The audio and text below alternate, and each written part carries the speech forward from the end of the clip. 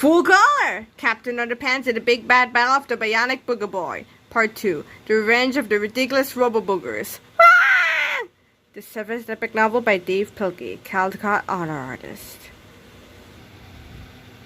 Full color! Captain Underpants in the Big Bad Battle of the Bionic Booger Boy. Part 2. The Revenge of the Ridiculous Robo-Boogers. Ah! The 7th epic novel by Dave Pilkey was colored by Jose Garibaldi, Wes DiZioba, and Corey Barba. Scholastic Inc. For Aiden and Audrey Hamlin. Chapters. Foreword. The sad, sad truth about Captain Underpants. 7. 1. George and Harold. 15. 2. It ain't. 25. 3. Mr. Melvin and Kruppy the Kid. 33. 4. Things Get Worse. 38. 5. Things Get Worser. 43. 6. Things Get Worserest. 45. 7. The Purple Potty. 49. 8. Meanwhile, back in outer space. 53. 9. Ground control to Major Tomski. 58. 10. Mean Mr. Melvin. 61. 11. Captain Underpants in the War of the Willy Wonder Nerd. 63. 12. Mad Mr. Melvin. 73. 13. The Day Before Yesterday. 80. 14. Miss Singerbrains. 87. 15. 65 million years before the day before yesterday. 89. 16. Back to the present. 100. 17. The Big Switcheroonie. 108. 18. The Return of the Ridiculous Robo-Boogers. 112. 19. Never underestimate the power of underwear. 119. 20. Booger Brunch. 121. 21. Cornered. 123. 22. Vitamin See You Later. 128. 23. The Underpants Dance at Flip-O-Rama TM. 131. 24. Squishies Part 2. 151. 25. Big Melvin. 155. 26. The Drapes of Wrath. 158. 27. To make a long story short. 162. 28. With big underwear comes big responsibility. 163. 29. Comeuppance See Me Sometime. 166. 30. Harold Surprise. 168. 31. Tomorrow. 171. Hi everybody, and welcome to the second half of Captain Underpants in the Big Bad Battle of the Bionic Booger Boy. This comic book should give you a pretty good update of our story so far. The sad, sad truth about Captain Underpants. Once upon a time, there were two cool kids named George and Harold. We're mecha groovy. Me too! But unfortunately, they had a mean principal named Mr. Krupp. Blah, blah, blah. So one day, they hypnotized him with a 3D hypno ring. You will obey our every command. Yes, sirs. Mr. Krupp became under their control. You are now a monkey. Ooh, ooh, ooh. Ha, ha, ha. But they made a terrible mistake. You are now Captain Underpants. Okay. Ha, ha, ha, ha. Tra-la-la. It was funny until he jumped out the window. Hey, come back here! No way! Mr. Krupp really thought he was a real superhero. He got in all kinds of trouble. Oh no! One time he almost got killed by a dandelion. Help! So George stole some superpower juice from a UFO. And he gave it to him. Glub, glub, glub. And Mr. Krupp got superpowers. Now he can fly and stuff. Here we go again! Now whenever Mr. Krupp hears somebody snap their fingers, blah, blah, blah, snap, he turns into Captain Underpants. Tra-la-la! And whenever See You gets water on his head, he turns back into Mr. Krupp. Blah, blah, blah. So remember, don't snap your fingers around Mr. Krupp. But that's only the first part of our story. Read on! Okay, well, is this other kid in our school named Melvin Sneedly. I'm a dumb nerd. Melvin invented a combiner thing that morphed stuff together. First, he combined his pet hamster, Sulu, with a robot. Eureka! I have created the world's first bionic hamster. Next, he tried to combine himself with a robot, but he sneezed at the last second. Achoo! And he accidentally combined with a robot. And it's boogers! Zap. He became the bionic booger boy. I'm a dumb nerd. Uh-oh. Then one time he got a cold. Achoo. Then he got mad and turned into a monster. Then he ate up Captain Underpants, but Sulu the Bionic Hamster beat him up. Then Melvin's parents came and reversed the Comeuppance thingy. They zapped him and blew away the boogers. Zap, boom. Now Melvin and Mr. Krupp were safe, but something was wrong with them. I'm a dumb nerd. Blah, blah, blah. Then the boogers came to life and smashed the Comeuppance thingy. Crash.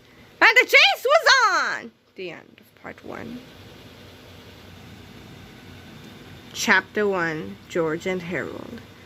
This is George Beard and Harold Hutchins. George is the kid on the left with the tie and the flat top. Harold is the one on the right with the t-shirt and the bad haircut. Remember that now. National Fine Arts Academy. Ah! This is Mr. Krupp, Melvin Sneedly, and Sulu the Bionic Hamster. Mr. Krupp is the one on the left with the underwear and the bald head. Melvin is the one on the right with the bow tie and the glasses. And Sulu the Bionic Hamster is the hamstery-looking one in the middle with the laser eyeballs, the macro-hydraulic jumpatronic legs, the super-some-garbulating mini Automa arms, the virtually indestructible flexogrammatic endoskeleton, and the twin Turbo Series Housing SB5 Kung Fu Titanium/Elysium alloy processor. Remember that now, too. And these are the ridiculous Robo-Boogers. 3 of the vilest, most disgusting, and most terrifying creatures ever to drip across the face of the earth. Even their names were horrible. Monstrous monikers, the sound of which would drive madness into the hearts of the bravest of heroes. If you dare to know their nightmarishly deplorable names, I will tell you. But don't blame me if you have to sleep with a nightlight on for the rest of your life. Their names were, from left to right, Carl, Trixie, and Frankenbooger. See, I told you they were scary names.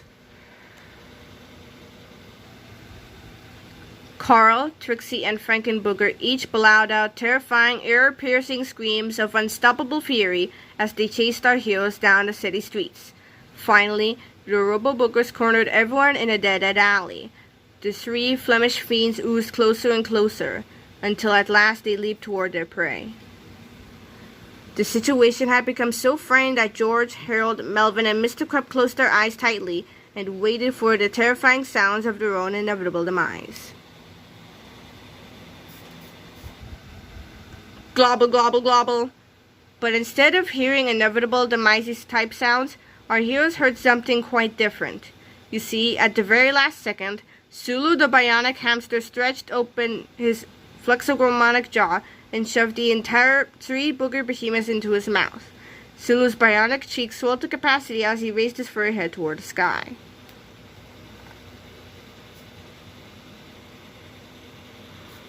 Then, with the force of a lunar shuttle liftoff, Sulu shot the 3 slimy villains into space. Spitooey, spitooey, spitooey!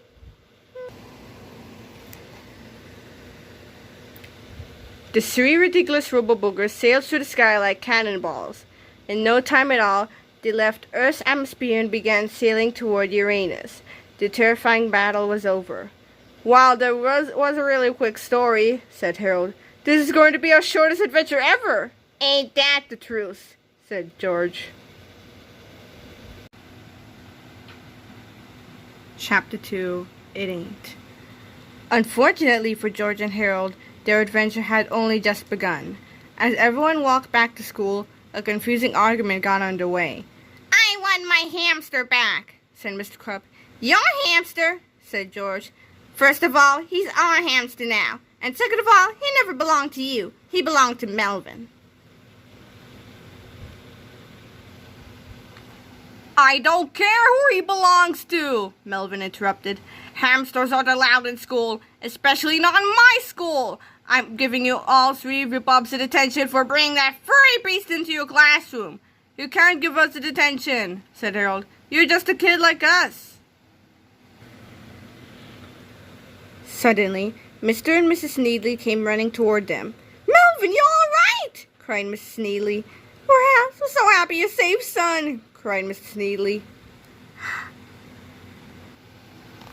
Mommy! Papa! cried Mr. Krupp. He dashed over to Melvin's parents with open arms. The sight of a bald, grown man in his underwear running toward them made Mrs. Sneedly scream in horror. Hey, what's the big idea? Yelled Mrs. Sneedly. It's me, Papa! cried Mr. Krupp. "Don't you recognize your own son?" "Get away from us. You! Miss Needley yelled as she hit Mr. Krupp with her purse. Melvin ignored the commotion as he walked past them all and went into the school. Melvin stormed upstairs and headed for the school office.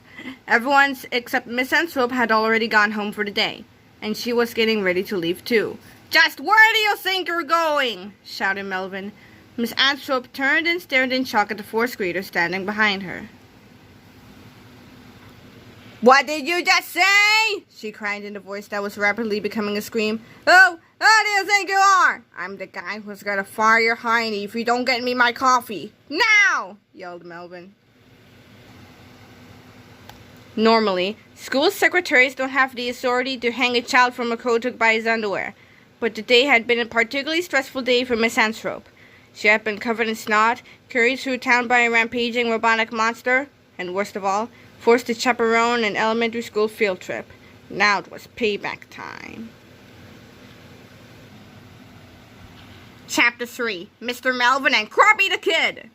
Miss Anthrope collected her things and left for home, grumbling under her breath as she passed George and Harold in the hallway. The two boys could hear Melvin's angry shouts coming from down the hall, so they went to the office to investigate.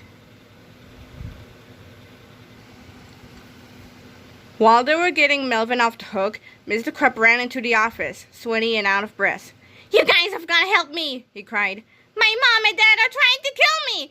Has the world gone mad?" "Relax, Einstein," said George calmly, "and put on some clothes."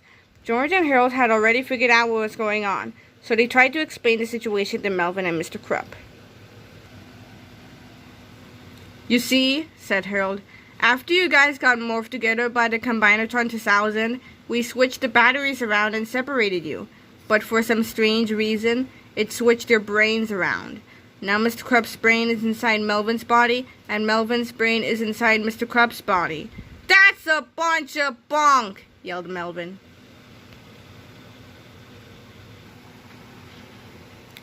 "Take a look and see for yourselves," said George. He pulled a full-length mirror in front of Mr. Krupp and Melvin.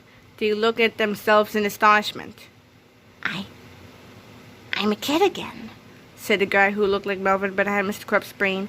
"And I'm old and fat and bald and ugly," cried the guy who looked like Mr. Krupp that had Melvin's brain. "And I've bad breath and creepy nose hairs and—" "Aye!" yelled the guy who looked like Melvin but had Mr. Krupp's brain. At this point, you might be saying to yourself, "Dang, this book is getting confusing." Now don't worry, this will all get cleared up by the end of chapter 17. But for now, let's rename the two characters who have the right brains in the wrong body, shall we? Let's call the guy who looks like Mr. Krupp but has Melvin Sneedley's brain, Mr. Melvin. And we'll call the kid who looks like Melvin Sneedley but has Mr. Krupp's brain, Kruppy the Kid. Please refer to the handy X-ray chart below in case you get mixed up. Melvin's brain, Mr. Melvin. Mr. Krupp's brain, Kruppy the Kid. Chapter 4. Things Get Worse. Kruppy the Kid climbed up into his chair and demanded to know what was going to be done about this mix-up. "I could solve this problem right away if I still had my Combinatron 2000, said Mr. Melvin sheepishly, "but it got smashed in the last book." "Well, start building a new one, bub!" shouted Kruppy the Kid. "Okay," whined Mr. Melvin, "but it'll take about 6 months. 6 months?" screamed Kruppy the Kid. "I can't go around looking like a kid for 6 months. I've got a school to run, Buster." "Sorry," Mr. Melvin whimpered, "but building a cellular combiner is extremely difficult. It takes time. It's not easy like building a robot or a time machine or a photoatomic transumgarbulating ectophan plutonic ziptomizer." "Hey, wait a second," said George. "Did you just say that building a time machine was easy?" "Yeah," said Mr. Melvin. "It just takes a day or two." "Why?" "Well, why don't you just build a time machine?" asked George. "Then you can go back in time to before the Combinatron 2000 got smashed, grab it, and bring it back to the present time." Mr. Melvin sat up for a moment, and then his eyes lit up. "I've got it," he said, stopping his fingers. "I'll build a time machine, then go back in time to before The combined thought his house got smashed, grab it and bring it back to the... Hey, what the heck is he doing? Snap. Everyone turned and looked at Kruppy the kid, who had just stripped down to his underwear and was now tying a red curtain around his neck. Oh no! Screamed George. Get some water! Get some water! Harold ran out to the drinking fountain, but he was too late. Kruppy the kid shouted a triumphant "Tra-la-la!" then turned and flew out the window. Chapter 5. Things Get Worser. Did you guys just see that? Cried Mr. Melvin. Kruppy the kid just flew out the window. He flew! Yeah, we know, said George with a sigh. That's amazing, cried Mr. Melvin. He must think he's Captain Underpants or something. Or could it be? Could our principal really be Captain Underpants? Well, duh, said Harold. But Mr. Krupp doesn't look anything like Captain Underpants, said Mr. Melvin frantically. Captain Underpants is bald, and Mr. Krupp usually has hair. Hey, I know, maybe Mr. Krupp wears a toupee. I thought you were supposed to be in the gifted program, said George. But how can he fly? Where did he get his superpowers? Asked Mr. Melvin. It's a long story, said Harold. Mr. Melvin calmed down a bit, walked confidently across the room, and sat in the principal's chair. He leaned back and smiled a devilish grin. Well, why don't you go ahead and tell me all about it, said Mr. Melvin. I've got all the time in the world. Chapter 6. Things Get Worserest. George and Harold had no choice but to come clean. They told Mr. Melvin the whole story of Captain Underpants, of how they had hypnotized Mr. Krupp, how he drank the alien superpower juice, and how his superpowers must have somehow gone transferred into Melvin's body along with Mr. Krupp's brain. While George and Harold were talking, the smile on Mr. Melvin's face grew wider and wider, and eviler and eviler. What are you smiling about? Said George. This is serious! Yeah, said Harold. We're all in big trouble if we don't switch things back to normal. Correction, said Mr. Melvin. You guys are in big trouble. All my troubles are over. I, Melvin Sneedly, am gonna get back into my old body, but keep those superpowers for myself. I'm gonna become the world's first superpowered kid. Hey, you can't do that, said Harold. I can do whatever I want, snapped Mr. Melvin. I'm in charge now. I look just like the principal. So I'm gonna make the rules and you guys are gonna follow them. Or else what? George demanded. Or else, snarled Mr. Melvin. I'll order your teachers to give you guys 12 hours of homework every night for the next 8 years. That shut George and Harold up. Mr. Melvin's first order of the day was for George and Harold to make a new comic book about the world's first superpowered kid, Melvin Sneedly. Give me a really cool name, said Mr. Melvin, like Big Melvin or Mystery Melvin. Mystery Melvin? Said George and Harold in disbelief. And make up a story where I defeat Captain Underpants and become the world's greatest superhero. And you better not make me look stupid either, Mr. Melvin shouted. But we can't make a comic book right now, cried Harold. We've got to chase after Captain Kruppy, the Underpants kid. You can chase him after him all you want, said Mr. Melvin. After you make that comic book. Now get going! I've got a time machine to build. Chapter 7. The Purple Potty. Mr. Melvin went out and bought all the things he needed to build his time machine. Now he just needed a place to build it.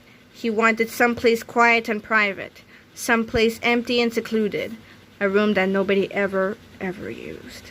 I've got it! He cried. Our school library.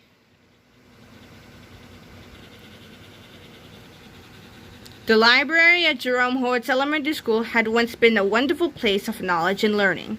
But a few years back, the librarian, Miss Singerbrains, had begun banning most of the books. Now the library was filled only with rows of empty bookshelves and posters that warned of the potential subversive dangers of reading.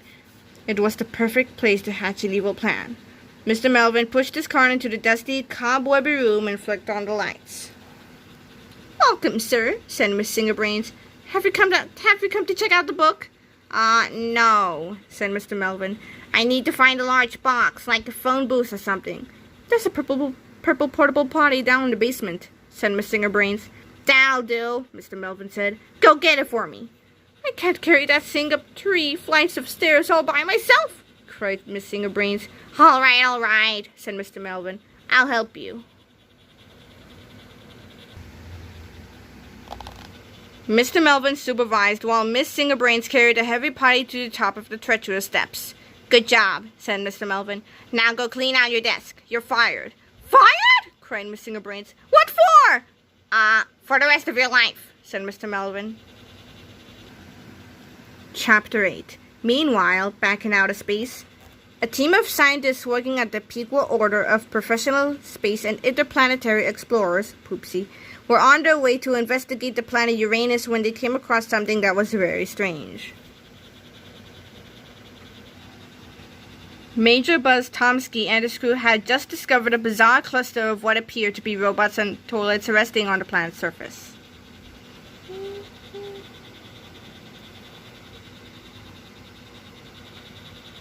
The astronauts were so busy looking at their monitor that they didn't notice the 3 slimy, squishy, boogery thingies speeding toward their spaceship. Splat, smack, sploot. Chapter 9. Ground Control to Major Tomski. Suddenly, a very concerned voice came across the Poopsie space phone. What's going on up there, Bob? Asked Ground Control. We're okay, said Major Tomski as he unzipped the cockpit's window screen for a better look. But it appears our ship has just been splattered by 3 unidentified squishy objects. That does it, said Ground Control. This mission is just getting too strange. I want you guys to turn that ship around and come on back home. Will do, said Major Tomski. He pushed in the clutch, made a U-turn, and in no time at all, the Poopsie shuttle was headed back to Earth with 3 giggling stowaways hanging on for the long ride home. Chapter 10. Mean Mr. Melvin. The next day, Mr. Melvin was putting the finishing touches on his time machine when he heard cries of laughter out in the hallway.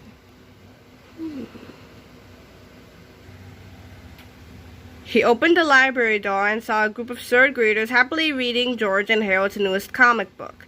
Mr. Melvin stomped down the hall, grabbed the comic out of their hands, and gasped in horror. What the? He screamed as he glared at the comic book's cover. Chapter 11. Captain Underpants in the War of the Willy Wonder Nerd by George Beard and Harold Hutchins. Captain Underpants in the War of the Willy Wonder Nerd, a gripping tale of action and horror by George Beard and Harold Hutchins. Once upon a time, there was a nuclear power plant. It had lots of waste. The waste was supposed to be taken to a dump, but one barrel fell off.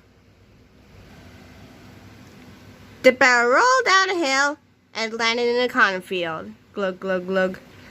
Soon the corn soaked up the nuclear waste and began to grow. Then one time the cotton got harvested. This cotton ball sure is heavy. Yeah, it's big too. And they took it to the underwear factory.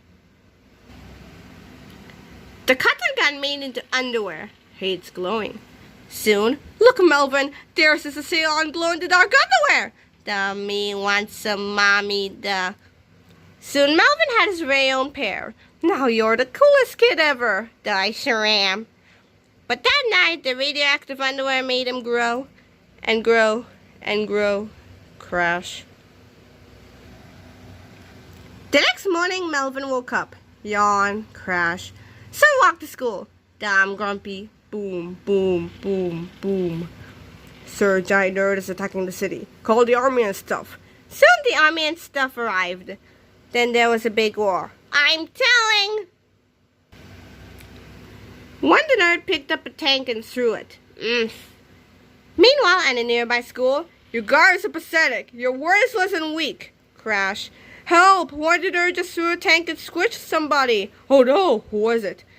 The gym teacher. Say goodness, I thought it was somebody important. This looks like a job for... Zoom. Hey, what the nerd? Quit it. I'm not a nerd. I'm cool. My mommy said so. Captain Underpants flew around and saw a tag on one of his undies. Aha! I got you. Okay, do whatever you want, but please don't dunk me in the lake. Huh? You can kill me, but please don't dunk me in the lake. I pray it.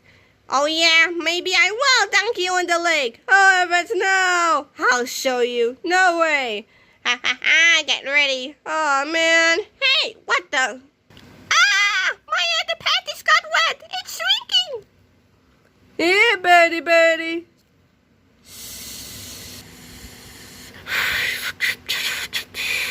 Wah! It's off to the jail for you. Tra-la-la, the end. Moral. Always buy pre-shrunk underwears. Treehouse Comics Inc. Chapter 12. Mad Mr. Melvin. Mr. Melvin was furious. He marched into the office and turned on the school intercom. George Baird and Harold Hutchins! He shouted over the loudspeakers. Mr. Krupp in the school library right now! We have library? Said George. After about 20 minutes of searching, George and Harold finally came across a room they had never seen before. They entered cautiously, stepping quietly past rows and rows of empty bookshelves until they met up with Mr. Melvin. I told you guys to give me a cold name and not to make me look stupid! Mr. Melvin screamed, clutching the comic book in his sweaty hand. Oops, said George. I saw you said to give you a stupid name and not to make you look cool. Yeah, said Harold. It was an honest misunderstanding. Mr. Melvin threw the comic book to the ground and then led George and Harold over to the Purple Potty. Remember when I had that great idea to build a time machine? Asked Mr. Melvin. Actually, said George, that was my... Well, here it is. Mr. Melvin interrupted triumphantly. And you two smarty pants are going to test it out for me. Huh? Said Harold. I'm sending you kids back in time to the day before yesterday, Mr. Melvin said. And you better not return until you've got my Comeuppance 2000. Cool, said George. I've always wanted to travel through time.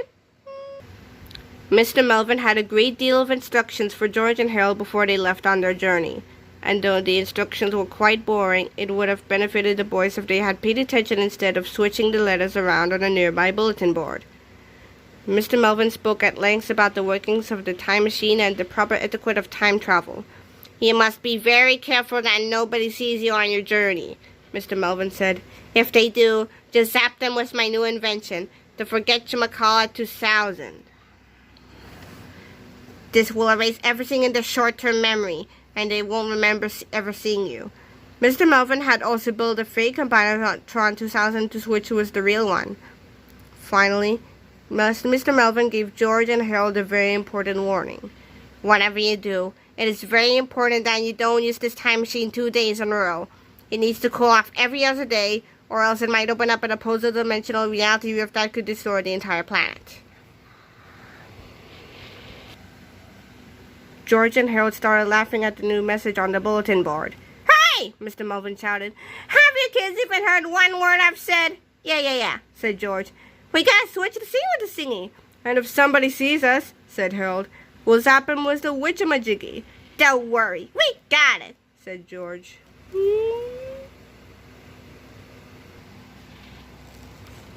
George and Harold stepped into the Purple Potty as Mr. Melvin closed the door behind them. Harold set the controller for the day before yesterday. Then George pulled the chain. Suddenly, there was a brilliant flash of green light, and the Purple Potty disappeared. Chapter 13. The Day Before Yesterday. After a few moments of flashing lights, everything became quiet. Harold opened the Purple Potty door and peeked out into the darkened library. Cautiously, the two time travelers stepped to the library window and looked out. There they saw Melvin's father, Mr. Sneedley, zapping the bionic Booger Boy with a blast from the Comeuppance 2000. Been there, said George. Done that, said Harold.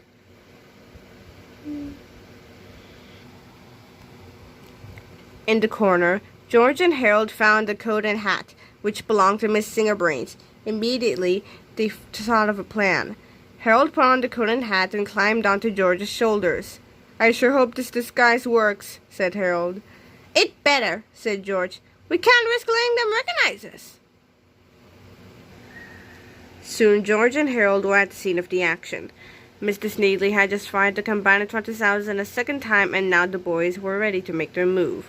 Excuse me, Mr. Sneedley, said Harold, trying very hard to sound like a grown-up. I'd like to present unto you the most brilliant science guy of the whole wide world award. Really? Cried Mr. Sneedley. It's always been my dream to win that award. But first, said Harold, I'd like to have a look at that combiner thingy. Okay, said Mr. Sneedley. He handed Harold the Comeuppance 20,000 and smiled proudly.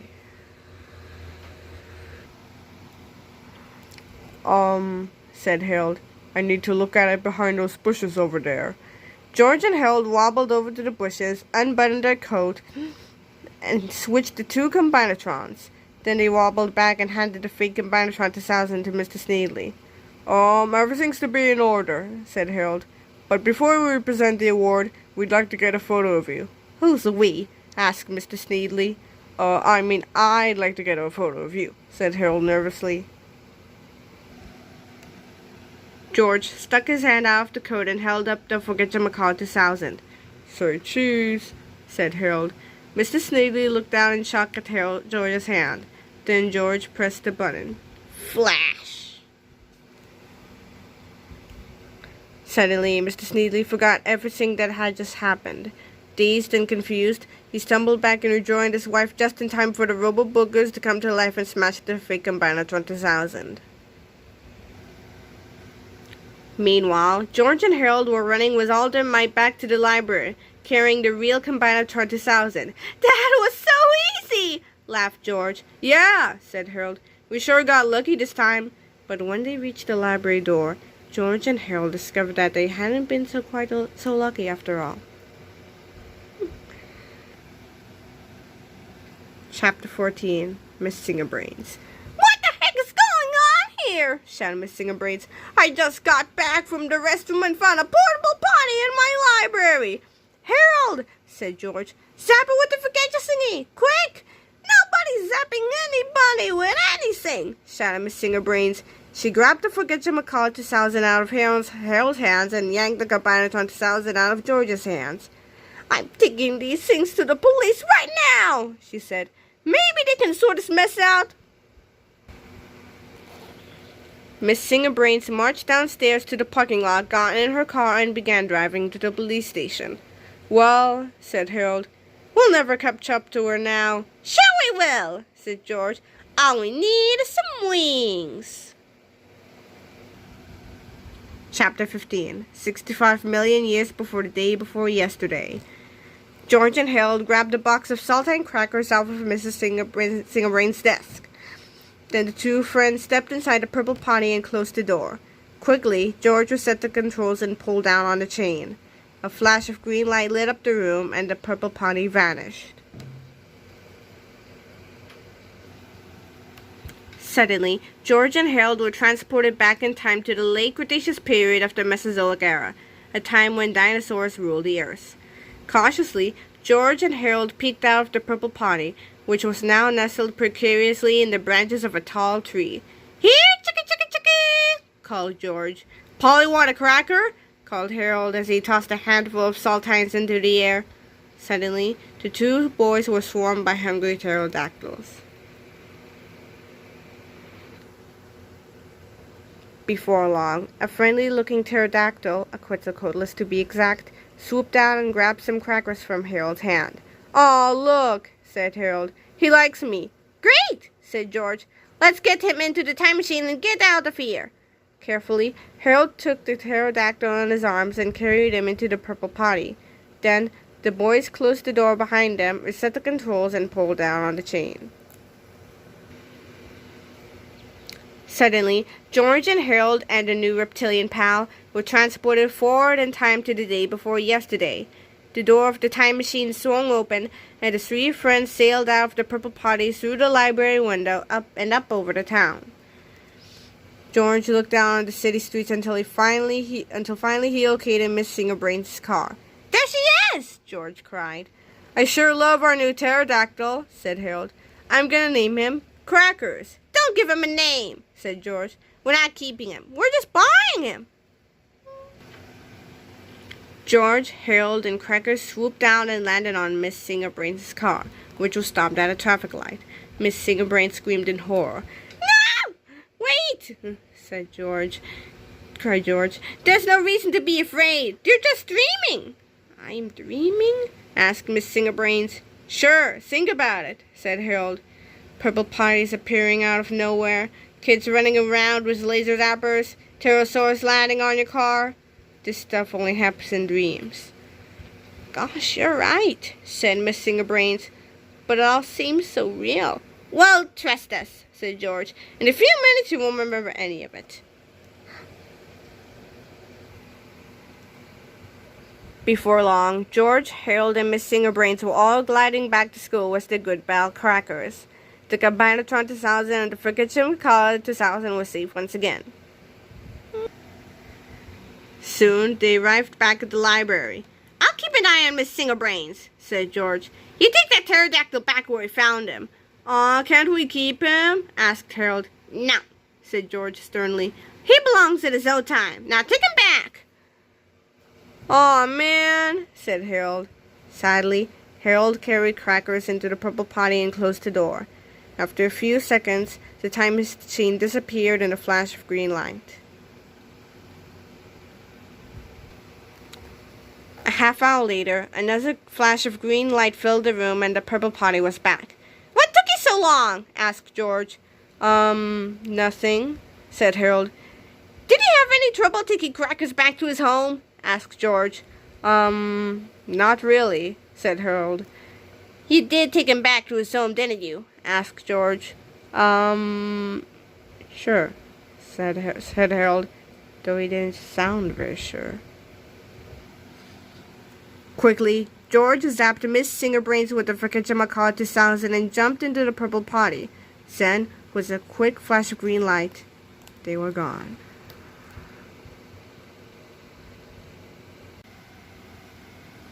Chapter 16, Back to the Present. Mr. Melvin was very happy to see his Purple Potty return to him, and even happier to see his beloved Comeuppance 2000. "Now all I need," he said with a sneer, "is to find Captain Underpants."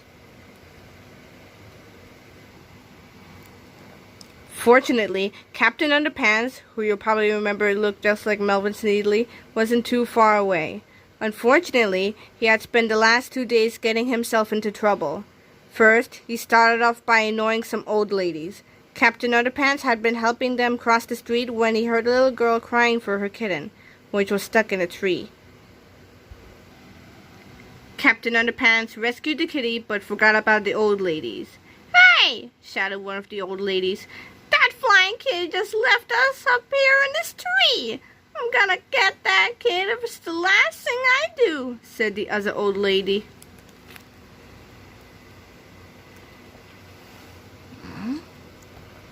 Next, Captain Underpants was soaring above the football field when he encountered an unidentified flying object.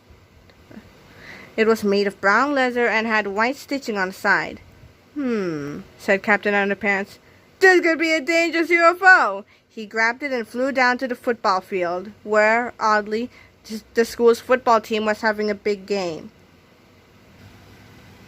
"I don't want anybody to panic," Captain Underpants shouted, "but I just captured this UFO. I'm going to take it to the moon where it can be safely destroyed." Suddenly, the players from the visiting team tackled Captain Underpants, which cost the home team 50 yards and the game. "That kid just made us lose our biggest game of the year," shouted Mr. Meaner. "I'm gonna get that kid if it's the last thing I do," snarled the quarterback. Finally, Captain Underpants got on the bad side of some skateboarders in the park. He had politely pointed out the no skateboarding signs, but the skateboarders refused to go away. So Captain Underpants had no choice but to snap their skateboards in half with his kung fu kicking action.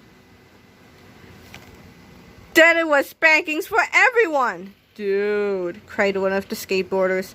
"That little dude just like dude boards." "Dude," said another skateboarder. "I'm gonna do that, dude. It's the last dude I dude." Chapter 17, The Big Switcheroonie. Mr. Melvin ordered George and Harold to stick their heads out the window and called for Captain Underpants. Soon, the waistband warrior appeared. Mr. Melvin welcomed the Cape hero inside and asked him to pose for a photo. "Why, I'd be delighted," said Captain Underpants. "Great," said Mr. Melvin. "Put these clothes on and stand over there." At first, Captain Underpants was reluctant to put on clothes, but he finally agreed. Mr. Melvin, who had worked all afternoon reconfiguring the Combinatron 2000, pressed the start button, then ran and stood beside Captain Underpants. Suddenly, two glowing lasers began encoding the DNA of the two subjects it was about to combine. Then, a burst of brilliant, bright red light shot out of the Combinatron 2000 and formed a ball of energy between Captain Underpants and Mr. Melvin. They both slid together into the red light and formed a giant glob of fleshy goo. The newly reconfigured Combinatron 2000 then switched polarities and began the process of separating the two human elements. The red ball of light slowly changed to a lovely shade of green. Zap. Suddenly, there was a blinding flash of light, a quick puff of smoke, and it was all over. Everybody's brains were back where they belonged. "Wow, that sure is a weird camera," said Captain Underpants, who now looked exactly like Captain Underpants. "Can I take these clothes off now? They're bad for my image." "Go right ahead," said Melvin Sneedly, who now looked exactly like Melvin Sneedly. Finally, it looked as if everything was back to normal. But as we all know, looks can be deceiving. Chapter 18. The Return of the Ridiculous Robo-Boogers. Just then, the Poopsie Space Shuttle headed at Pico International Airport. It wasn't the smoothest of landings due to the fact that 3 robotic boogers had just eaten most of the shuttle's tail fin and nearly all of its rocket thrusters. Major Tomski and his crew had barely escaped with their lives. Inside the school library, Captain Underpants heard the astronauts' panicked cries coming from the airport. "This looks like a job for me," he shouted, and with a mighty "tra-la-la," he leaped out the window and fell 3 stories to the ground. Crash. George and Harold screamed and ran downstairs. "Captain Underpants!" cried George. "Are you okay?" "Speak to us!" cried Harold. Captain Underpants slowly lifted his head in confusion. "Mommy," he said weakly, "my train went swimming in the piano."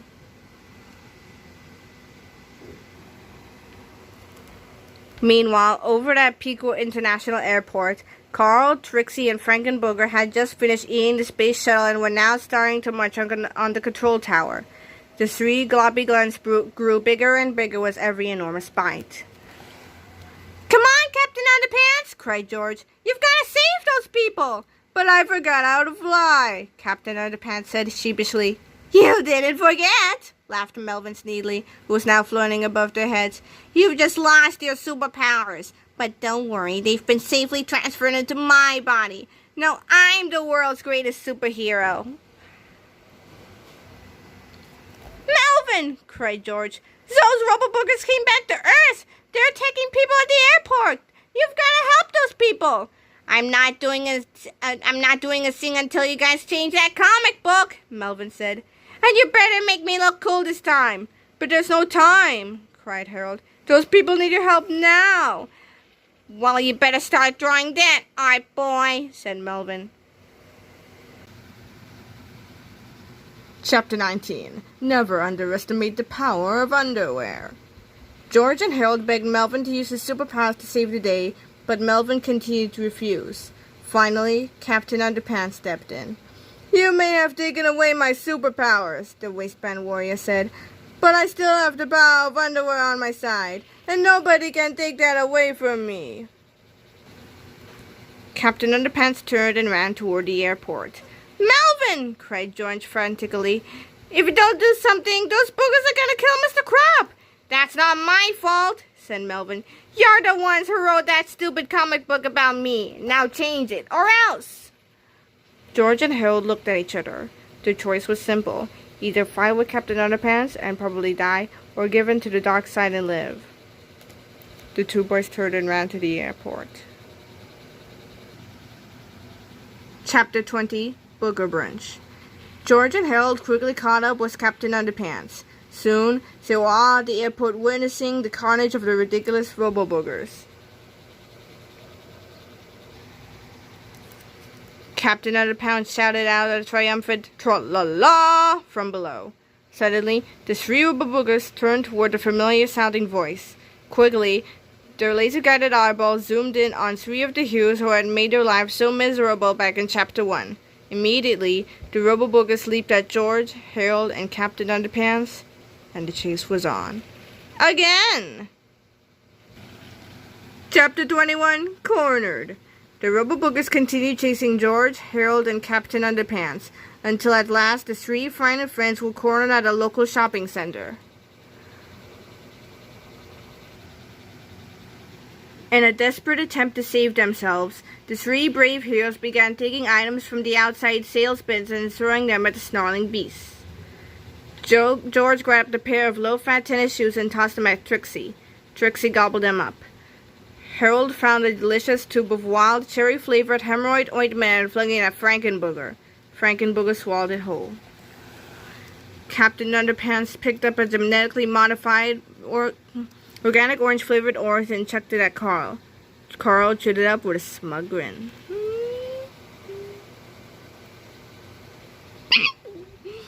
Suddenly, Carl's laser eyes grew incredibly large. The haughty smile on his face turned into a panicked gasp as the wet, gushy snot that covered his body began to dry up and crumble. Huge, crispy booglets shot off of his smoldering robotic endoskeleton like green popcorn. "What's going on?" cried Harold. "It's the oranges!" cried George. "It's gotta be the vitamin C in these oranges. It's combining the cold and flu that caused those boogers to turn evil." Carl thrashed around brutally as more and more of his disintegrating body cracked off and fell to the ground. Finally, the lights in his panic-stricken laser eyes slowly went out. He stumbled over and crashed horribly into the parking lot. Carl was dead. Chapter 22, Vitamin See You Later. George, Harold, and Captain Underpants quickly began chucking oranges at Trixie and Frankenbooger. But the two remaining Robo-Boogers had gotten wise to the power of vitamin C. They ducked, jumped, dodged, and darted, doing whatever they could do to avoid being hit by the deadly oranges. "Hey, I've got an idea," shouted Captain Underpants. He grabbed 2 crates of oranges and ran off, while George and Harold continued flinging fruit ferociously. "Where does he think he's going?" said George. "I don't know," said Harold, "but his idea better work. We're running out of oranges." Soon, George and Harold were down to the last 2 oranges. They threw them as hard as they could, but alas, the potent projectiles missed their terrifying targets. Trixie and Frankenbooger grabbed George and Harold and dangled them above their gigantic mouths. "Well," said George, "it looks like this is the end." "Yep," said Harold. "It was nice knowing you, pal." Suddenly, the Robo-Boogers heard a familiar tra-la-la coming from somewhere over on the next page. The repulsive Robo-Boogers dropped George and Harold and stomped over to page 130. There they found Captain Underpants standing at the top of a large novelty toilet on the roof of John's house of toilets. He was shouting "Tra-la-la" and doing a very annoying dance, which made the Robo-Boogers very, very angry.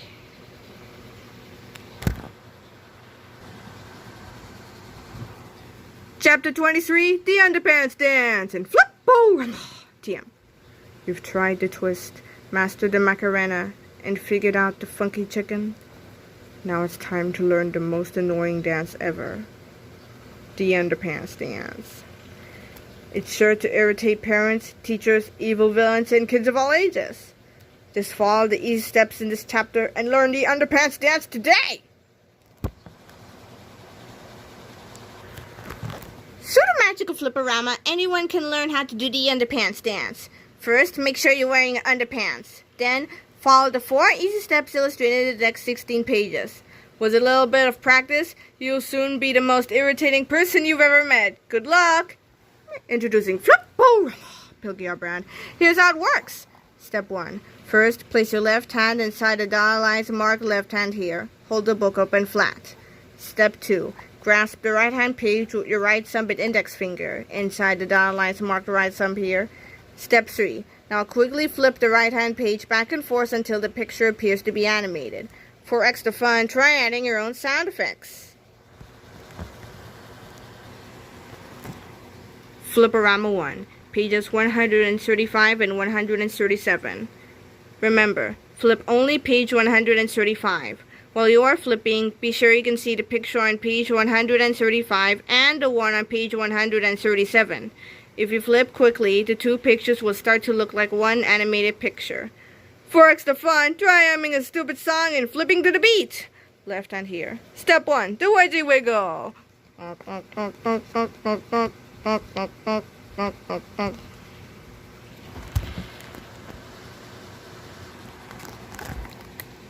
Flip-O-Rama 2, pages 139 and 141.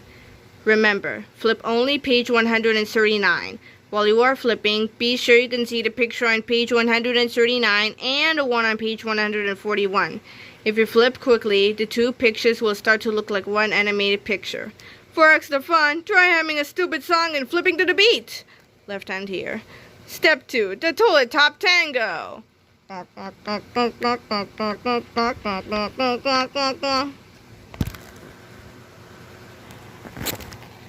Flip-O-Rama 3, pages 143 and 145. Remember, flip only page 143. While you are flipping, be sure you can see the picture on page 143 and the one on page 145. If you flip quickly, the two pictures will start to look like one animated picture. For extra fun, try humming a stupid song and flipping to the beat. Left hand here. Step 3, the waistband whirl.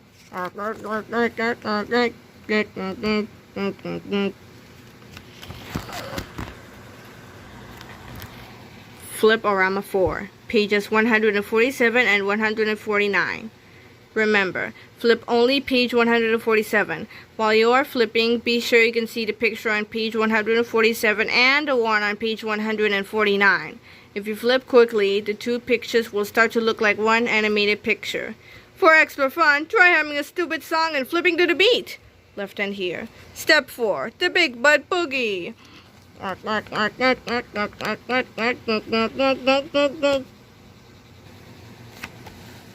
Chapter 24, Squishies, Part 2. Trixie and Frankenbooger had seen enough. They couldn't stand to watch Captain Underpants doing that stupid dance 1 second longer, so they pushed down on the seat of the large novelty toilet to hoist themselves upon the roof. Splat. Unfortunately for Trixie and Frankenbooger, they had been so irritated by the Underpants dance that they hadn't noticed the two crates of oranges placed carefully under the gigantic toilet seat. When they pressed down, the pressure of the toilet seat crushed the orange crates, spraying delicious vitamin-y orange juice all over the big, bad, boogery bodies. George, Harold, and Captain Underpants watched as their monstrous arch-enemies began decomposing before their very eyes. "What happened to them?" asked Harold. "I gave them a squishy," said Captain Underpants. "It's the latest fad." The Robo-Boogers jerked around wildly as the quickly drying snot crumbled off of the smoking robotic endoskeletons. Then, after a few minutes of spinning and screaming, they slowly tumbled to the ground in two metallic heaps. Trixie and Frankenbooger were dead. Chapter 25, Big Melvin.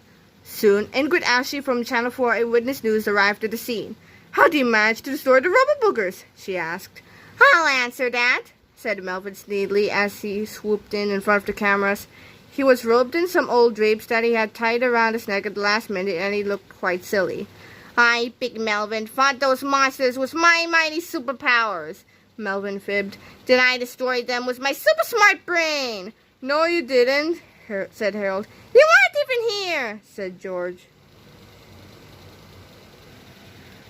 "Don't listen to those guys," said Melvin. "I, Big Melvin, am the real hero here." Melvin flew above the two defeated Robo-Boogers and used his new laser eye beams to burn the letters B and M in front of the dead creatures. "Just like Zorro," said Big Melvin, "I shall sign my initials on all of my heroic handiwork. From now on, whenever you see a big BM, you'll think of me." "That's funny," said George. "Big BMs have always made me think of you."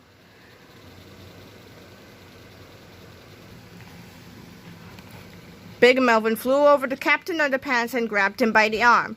"Now," said Big Melvin, "the entire world shall bear witness to the humiliating defeat of Captain Underpants." Suddenly, George and Harold got an idea. They turned and ran back to the school while Big Melvin continued to threaten Captain Underpants. "I command you to bow down to me," shouted Big Melvin. "Never," said Captain Underpants. "You shall bow down to me," Big Melvin yelled. "I shan't," cried Captain Underpants. "Then," said Big Melvin as he untied the drapes around his neck, "you will feel the power of my wrath." Chapter 26, The Drapes of Wrath. Big Melvin held his drapes tightly, then smacked Captain Underpants into to shoes them. "I command you to deny and accept the power of Big Melvin," he shouted. "No way, Bubs," cried Captain Underpants. Big Melvin smacked Captain Underpants again. Smack. "Bow down to me," he commanded, "and I shall spare your life." "Aw, go jump off a dog," said Captain Underpants defiantly. Suddenly, George and Harold returned to the scene, out of breath and hiding something behind their backs. "Hey, Big Melvin!" shouted George, huffing and puffing. "What?" yelled Big Melvin. Harold pulled the Comeuppance 2000 out from behind his bag and aimed it at Melvin and Captain Underpants. "You shouldn't leave your toys lying around the library, Bub," George said slyly. Melvin shrieked in horror as Harold pulled the trigger.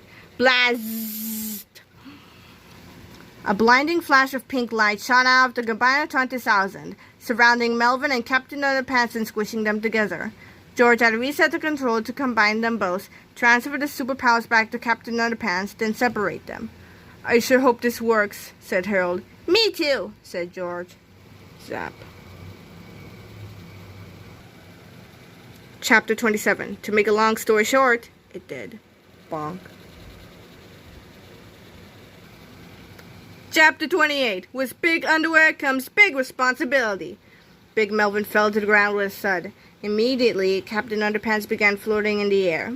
"Hey!" cried the good captain. "I've got my superpowers back! I knew that underwear would never let me down!" George turned and zapped the Channel 4 Eyewitness News team with the Forgetchamacaw 2000. Flash! Suddenly, the Channel 4 Eyewitness News team, as well as everyone at home watching the story unfold on Channel 4 Eyewitness News, immediately forgot what had just happened. The horror was over, everything was back to normal, and everyone was happy. Well, everyone except Big Melvin, that is. "Wah!" sobbed Melvin. "I want my superpowers back." "Quit your whining, Bub," said George. "You've been a total jerk for the last 2 books.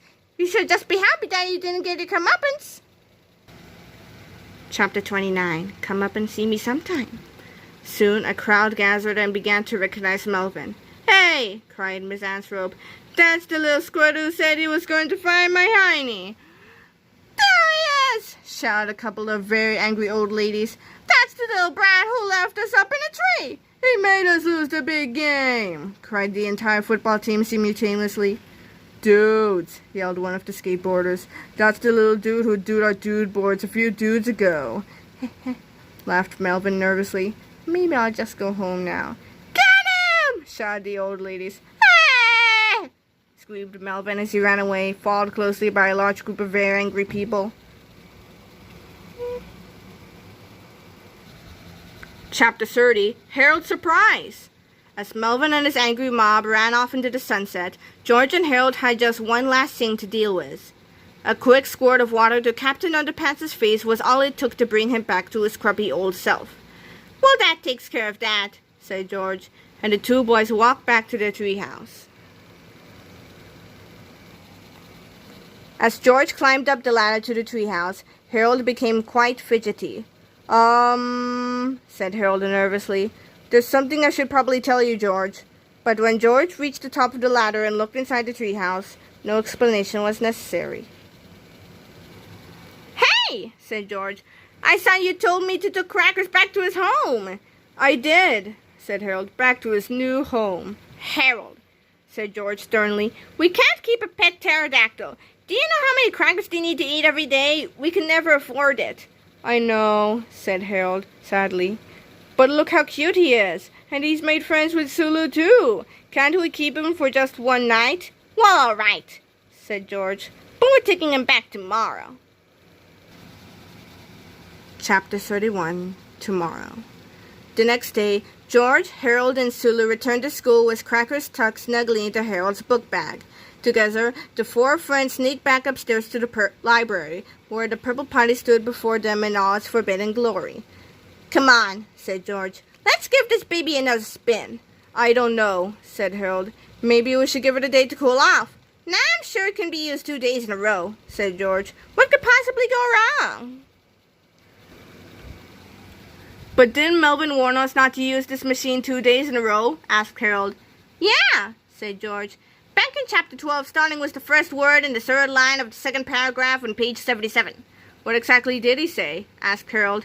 Beats me, said George. I'm not very good at remembering details. Well, I don't know about this, said Harold. What if our journey brings about the end of the world as we know it? That's ridiculous, said George. It all sounds like a setup for the sequel to a really cheesy children's book. The four friends stepped inside the Purple Potty and closed the door behind them. George set the control to return them to the Cretaceous period of the Mesozoic era and then pulled the chain. Suddenly, an orange light began flashing wildly. Hey, I don't remember seeing an orange light before, said Harold. Then the Purple Potty began to shake and rock violently. I don't remember this thing shaking and rocking before either, said George. Something is wrong, cried Harold. Something is terribly, terribly wrong. Suddenly, the entire room lit up with an explosive burst of lightning, and the Purple Potty began to disappear into a whirlwind of electric air. The only thing that could be heard above the chaotic clatter was the sound of two terrified voices screaming into the unknown abyss. Oh no! Screamed one of the voices. Here we go again! Screamed the other. About the Author-Illustrator. When Dave Pilkey was a kid, he was diagnosed with ADHD and dyslexia. Dave was so disruptive in class that his teachers made him sit out in the hallway every day. Luckily, Dave loved to draw and make up stories. He spent his time in the hallway creating his own original comic books. The very first adventures of Dogman and Captain Underpants.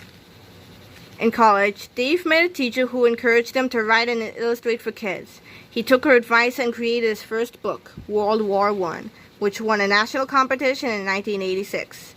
Dave made many other books before being awarded the California Young Reader Medal for Dog Breath, 1994, and the Caldecott Honor for the Paperboy, 1996.